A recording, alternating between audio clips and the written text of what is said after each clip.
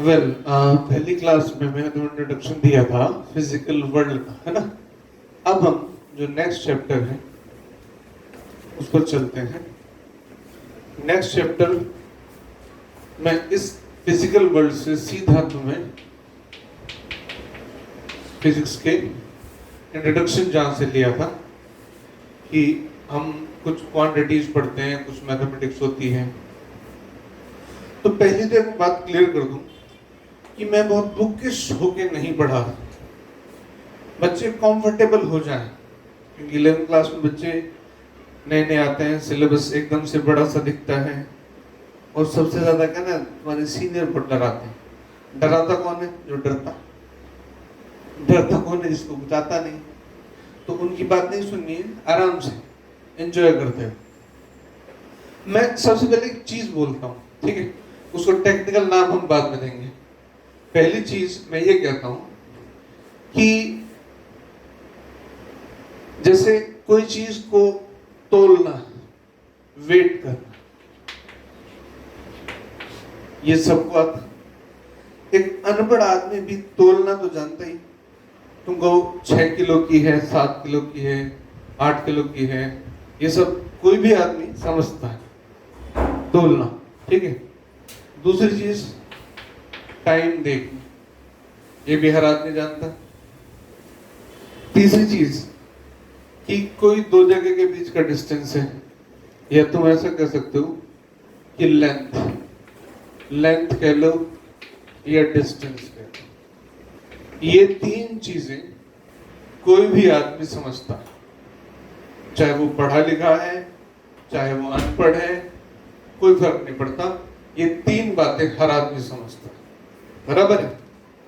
अब दरअसल फिजिक्स की स्टडी जो है, कोशिशें की गई है हमेशा पूरी स्टडी में, not only physics, everywhere in every subject, कि वो आसान रखी जाए।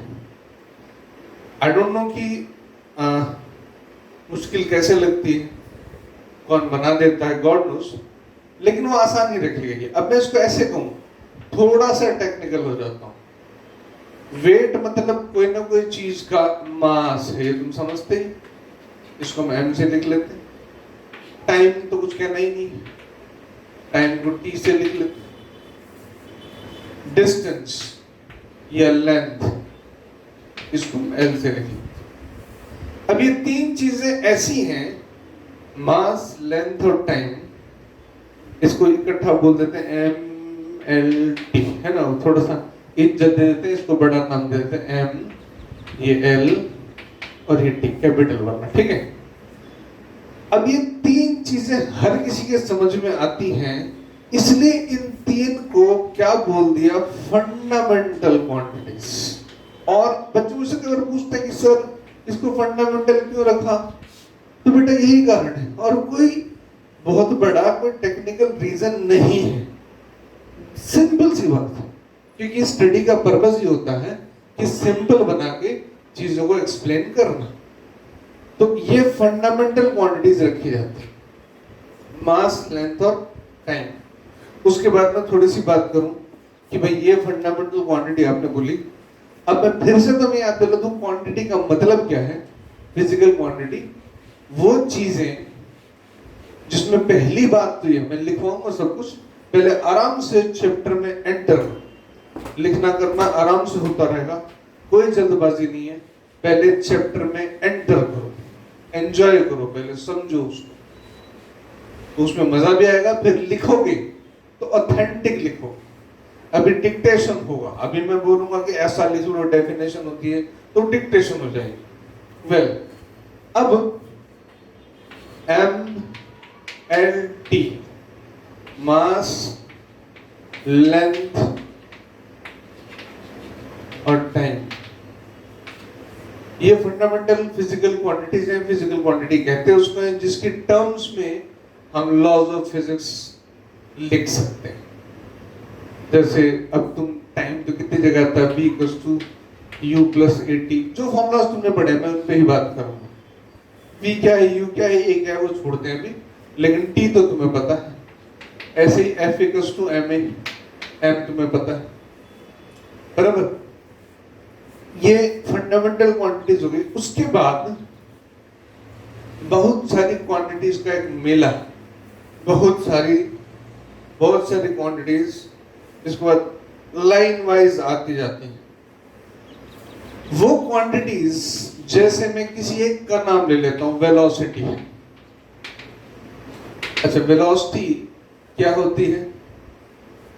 तुम डेफिनेशन पढ़ी होगी, डिस्प्लेसमेंट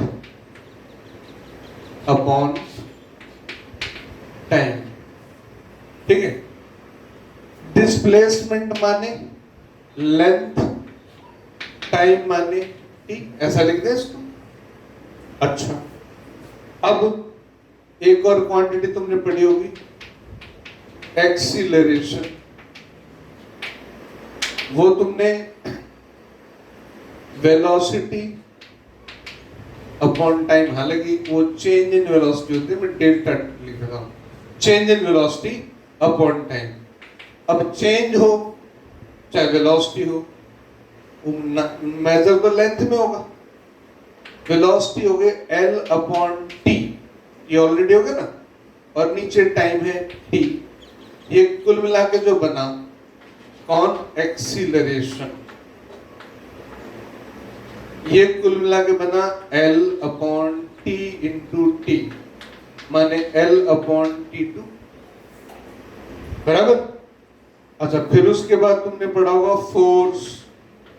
अच्छा, फोर्स फॉर्मूला याद करते हैं, हम लिखते हैं ना, force is equal to ma, mass into acceleration. इसको कैसे लिख सकते हैं? फोर्स को m इंटू, अब यहां पर एक काम करते हैं, देखो m का जो यूनिट है वो है किलोग्राम, एक्सीलरेशन का है, अपने थोड़ा सा मैनर चेंज किया है। आई होप तुम इसमें ज्यादा कंफर्टेबल हो। जैसे मैं वहां पे भी लिखता वेलोसिटी का मीटर पर सेकंड, तो मीटर माने लेंथ, सेकंड माने टाइम। ऐसे एक्सीलरेशन का लिखता मीटर पर सेकंड स्क्वायर, तो तुम थोड़ा सा ज्यादा टेक्निकल हो जाते हो, है ना, सीधा सीधा भी लिख सकते, बराबर। अब यहां पर किलोग्राम बोले तो कौन? मास, लिख दो। मीटर बोले तो कौन? लेंथ। सेकंड बोले तो कौन? टाइम। 82 हो गया। अब मैंने सिर्फ इन तीन की बात की, ज्यादा लंबी कहानी नहीं कहने वाला हूं मैं अब ये सारी कहानी एक साथ लिखता हूं कि हमने क्या किया और मैं क्या समझाना चाह रहा हूं। मास, लेंथ और टाइम, ये तो लीडर है भाई, इनको तो लीडर पकड़ रखा मैंने। वेलोसिटी, इसको लिखते हैं v से, तो वेलोसिटी को ऐसे भी लिख सकते हो, लेंथ अपॉन टाइम, या मैं लिख दूं LT-1 लिख सकते हो भाई। अच्छा, एक बेचारा मास कहां चला गया ना, उसकी भी इज्जत रखते हैं, तो उसको लिखते हैं m0, L की भी पावर है 1-1, ऐसे लिख सकते हैं, कोई दिक्कत नहीं। मतलब मास इसमें नहीं आ रहा है, लेंथ एक बार आ रही है और टाइम उसके नीचे आ रहा है।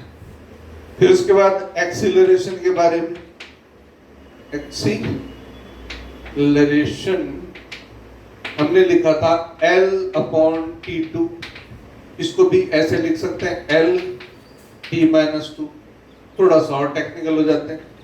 मास उसमें नहीं है, लेंथ एक बार है और टाइम उसके नीचे दो बार है। एक बार दो बार की बातें मैं बहुत डिटेल में बाद में समझाऊंगा, अभी से कितना जो नंबर आता है ना उसके हिसाब से बात करते हैं। फिर लेता हूं मैं फोर्स का भी क्या निकाला था हमने, ML-T2 नीचे आया था ना, इसको भी ऐसे लिख देते हैं M1L1T-2।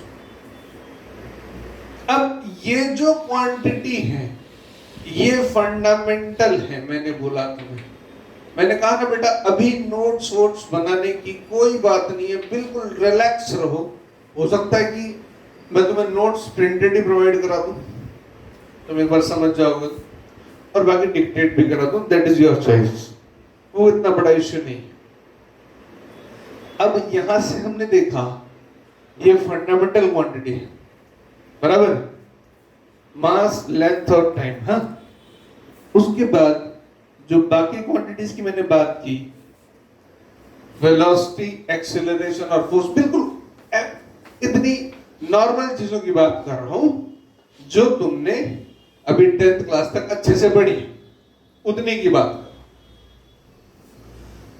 ये फंडामेंटल है, तो ये क्या कहलाएगा भाई? ऐसी बात है कि ये क्वांटिटीज, वेलोसिटी, एक्सेलरेशन, फोर्स, ये इन फंडामेंटल क्वांटिटीज की फॉर्म में यानी कि टर्म्स में लिखी जा सकती है। ऑफ कोर्स लिखी जा सकती है। तो ये क्वांटिटीज कहलाती हैं डेराइव्ड, मतलब इनको इनकी टर्म्स में, डेराइव्ड को फंडामेंटल की टर्म्स में डिफाइन कर सकते हैं।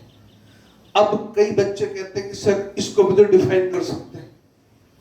एक्चुअली बेसिक चीजें जो साइंस में हैं, कुछ चीजें हैं जिनको ऐसा का ऐसा एक्सेप्ट कर सकते हैं, ना तो उनको डिफाइन कर सकते हैं और ना बहुत ज्यादा एनालाइज कर सकते हैं।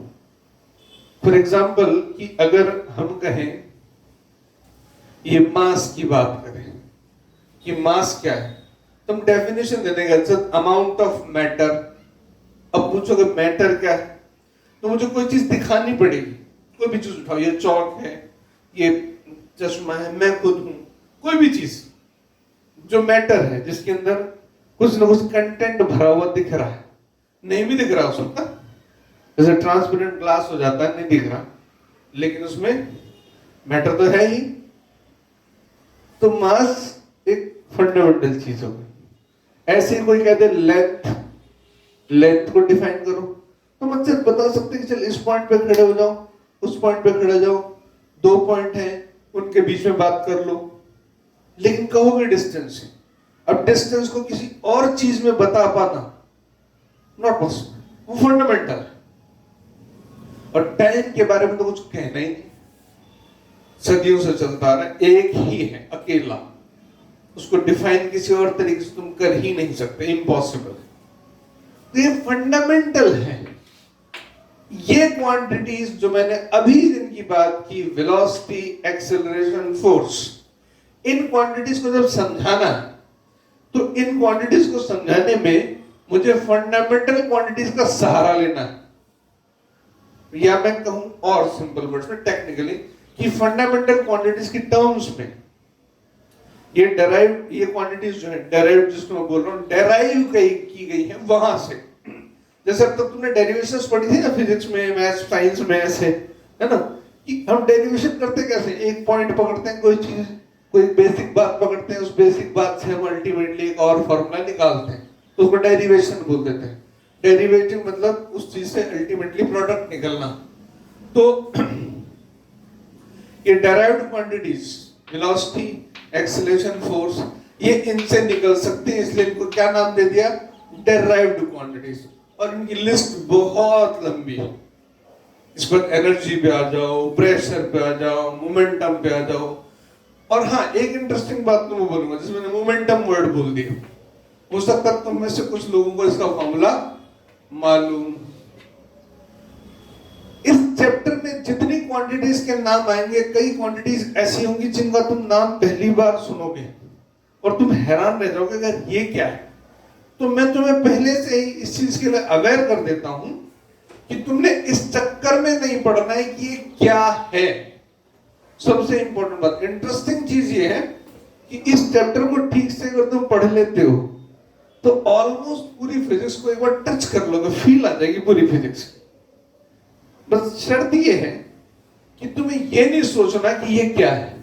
जैसे मैं एक चीज लिखूंगा, एप्सिलॉन नॉट, मतलब इसको पढ़ते कैसे हैं, एप्सिलॉन नॉट, या कोई लोग ऐसे भी लिखते हैं, ठीक है। अब ये मैं कहूं, ये है इलेक्ट्रिकल परमिटिविटी। अब तुम्हें इसके चक्कर में नहीं पड़ना, भले मैंने साफ नहीं लिखा, कोई दिक्कत नहीं, तुम्हें इसके झंझट में नहीं पड़ना कि क्या है, होता है कुछ, ये मान लेना। फिर इसको एंजॉय करना है, इसके फॉर्मूलाज को, इससे लिंक चीजों को एंजॉय करना है। बहुत सारी चीजें आएंगी, बहुत कुछ। ये लिखूंगा मैं, बोल्ट्जमैन कांस्टेंट, कोई मतलब नहीं तुम्हें क्या है। तुम तो जैसे कहानियां पढ़ते हो ना, कहीं जैसे कोई तुम इंग्लिश कोई कहानियां पढ़ रहे हो, अब किसी का नाम जॉन है, किसी का नाम रॉबर्ट है, विलियम्स है, अब तुम थोड़ी पूछते इसका नाम क्यों है, तुम तो ऐसे हाँ यार वो कैरेक्टर था, तो इनको कैरेक्टर की तरह याद रखना है। इंग्लिश मूवीज के कैरेक्टर्स के, इंग्लिश कार्टून्स के कैरेक्टर की तरह। शिनचैन देख तो थोड़ी पूछते उसका नाम शिनचैन क्यों, क्यों भाई नहीं पूछते ना। तो ऐसे, तो ऐसे करने से ये मजा हो जाएगा कि तुम पूरी फिजिक्स से एक बार अच्छे से इंट्रोड्यूस हो जाओगे और लिंक अप हो जाओगे, पूरी फिजिक्स की एक फील आएगी। और जब ये क्वांटिटीज आएंगी पढ़ने में तो तुम्हें अनजानी नहीं लगेगी। तो डेराइव्ड क्वांटिटीज की लिस्ट बहुत लंबी है, टू लॉन्ग, तो उतनी डिटेल्स डेफिनेटली तुम्हें उसकी लिस्ट बुक्स में मिल जाएगी, मैं भी कुछ बताऊंगा, ठीक है। जैसे एक काम हम लेते हैं, मान लो मैं तुमसे कहूं एनर्जी, इसको इस फॉर्म में लिख के बताओ, मास लेंथ और टाइम की फॉर्म में। तो अगर तुम सोचो इस पे, मैं तुम्हें सोचने का टाइम देता हूं।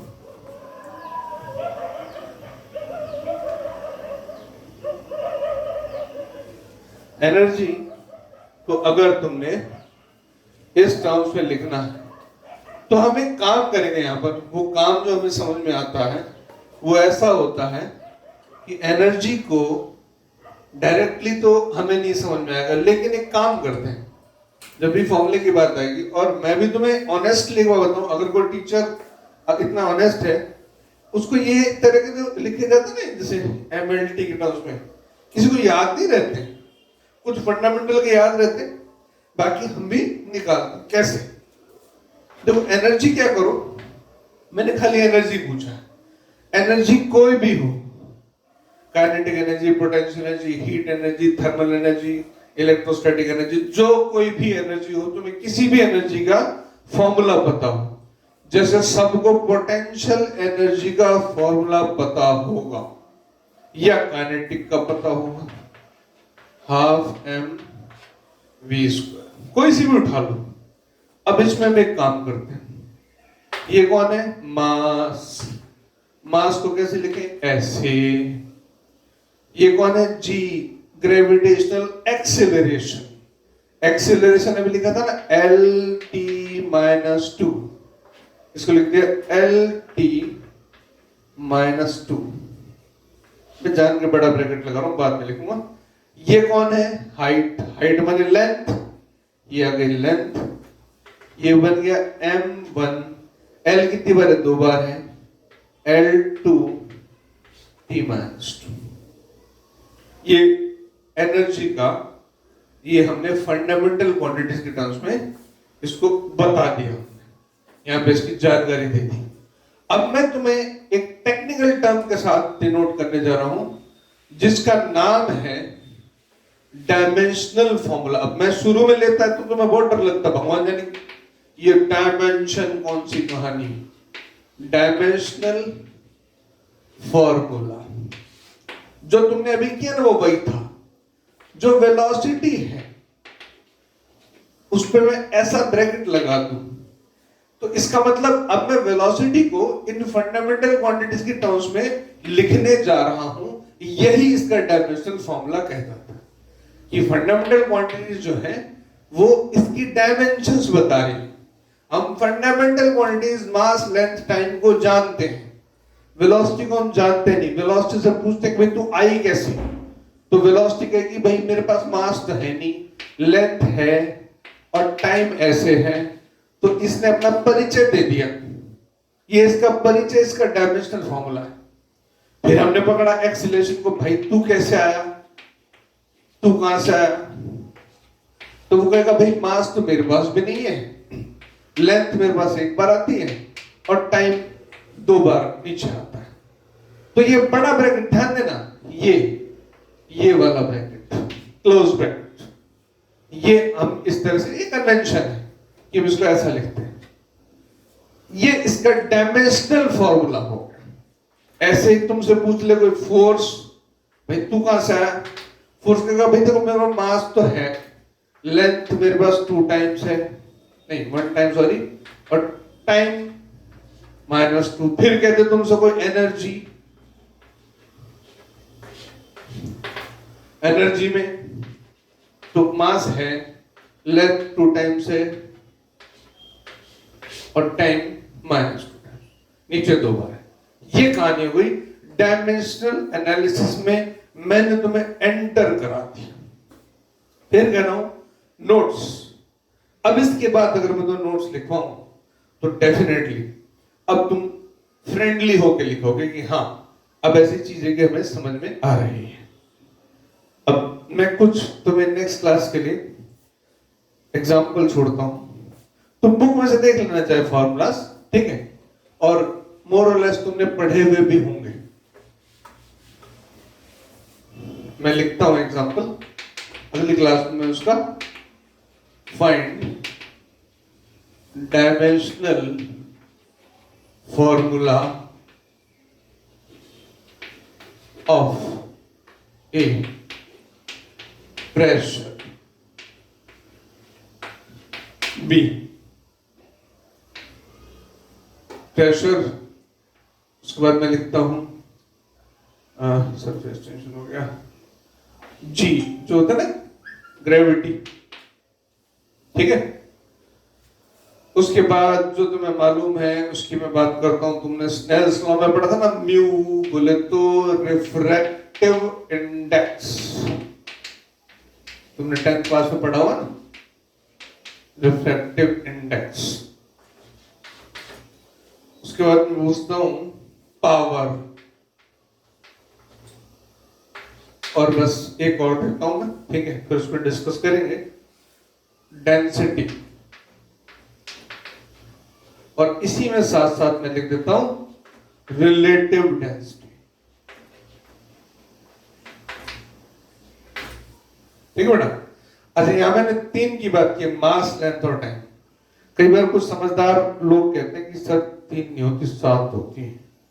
मैंने कहा मेरे को तो पता नहीं था, मेरे को तो मालूम ही था, मुझे मालूम है 7 होती है, लेकिन बच्चों को मैं जब एंटर कराता तो मैं उस चीज से एंटर कराऊंगा जो तुम्हें मालूम है। बिल्कुल एक लेमैन, एक ग्राउंड लैंग्वेज से मैंने स्टार्ट किया, फिर उसको थोड़ा सा टेक्निकल बनाया। अब जब तुम थोड़े टेक्निकल हो गए हो तो फिर मैं तुम्हें बताऊंगा कि बेटा ये 3 तो स्टार्टिंग हुई थी जब 3 काउंट की गई थी, फिर बाद में कुछ और चीजें डेवलपमेंट हुआ तो जरूरत पड़ी कि हमें कुछ और क्वांटिटीज भी ऐसी हैं जिनको हमें फंडामेंटल मानना पड़ेगा। जैसे मैं एग्जांपल लेता हूं टेम्परेचर। अब टेम्परेचर को किसी और टर्म्स में तो तुम शो ही नहीं कर सकते, वही जैसा मास, लेंथ और टाइम है, तुमसे अगर डिफाइन करो मास को किसी तरीके से, मैंने कहा अमाउंट ऑफ मैटर बोल दो, और क्या बोलोगे? टेम्परेचर को क्या बोलोगे? भाई कोई चीज हॉट है या कूल है, हॉट है तो टेम्परेचर ज्यादा है, यही बोल सकते हो, इससे ज्यादा क्या बोल सकते हो? अब कहने टेम्परेचर जो है वो सर ऐसा है कि उसमें कोई चीज घूम फिर के वहीं आओगे कि रेड लाइट हमने पढ़ा है उसमें कम एनर्जी होती है, वॉयलेट में कम एनर्जी होती है। मैं पूछता एनर्जी का होता क्या है? वो हीट एनर्जी, हाँ वो तो एनर्जी हो गई हीट। अच्छा फिर वो करती क्या है? कोई चीज ने हीट ले ली, मतलब हीट एनर्जी ले ली, अब उसके बाद उसकी कौन सी चीज है जो इंक्रीज होती है? तो एक ही चीज बोलनी पड़ेगी, टेम्परेचर। ऐसे ही 4 क्वांटिटीज और हैं जिनकी मैं नेक्स्ट क्लास में आराम से बात करूंगा। तो टोटल फंडामेंटल क्वांटिटीज जो है वो 7, ठीक है। इसके अलावा 2 और हैं, वो जैसे एंगल उसकी मैं अलग से बात कर लूंगा, कोई इश्यू नहीं।